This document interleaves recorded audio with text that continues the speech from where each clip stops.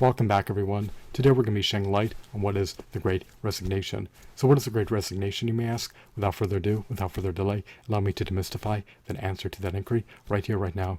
The Great Resignation represents an exodus from the employee workforce. People are pivoting out of the employee workforce. They're content with recalibrating their lives. They're content with reconfiguring their lives. They want to be able to attain an optimal work-life balance, which for them entails not working in any capacity.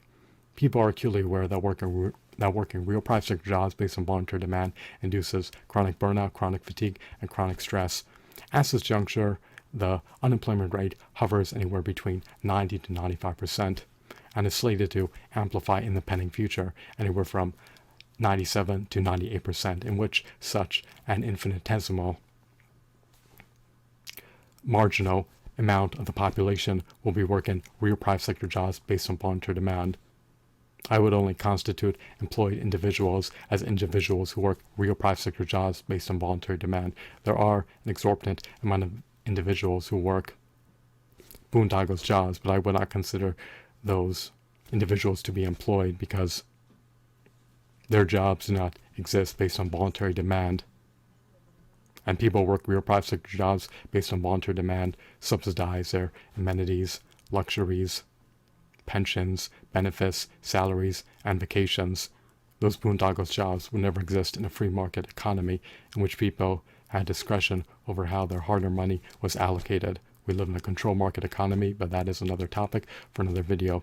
People are tired of working real private sector jobs based on voluntary demand because they are often highly time-consuming, dispiriting, unfulfilling, undesirable, harrowing, distressful, brutally wretched, dead-end jobs that do not pay anything close to even 1/12 of a livable wage.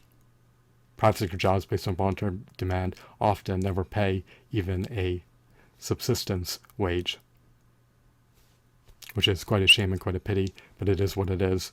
A livable wage in the digital era would be an average net wage of at least $122 per hour. Over the course of 20 years or 2 decades in the workforce, after working full-time, you would be able to retire if you netted at least $122 per hour post-working for at least 41,600 hours or 2,080 hours per year over the course of 20 years. To be able to retire, you'll need to have at least $3,600,000 invested in the equities market, in which you own equities that bear 2% dividend yields. That way, when you retire, you'd receive at least $6,000 per month in the form of dividend payouts, or $72,000 annually in the form of dividend payouts.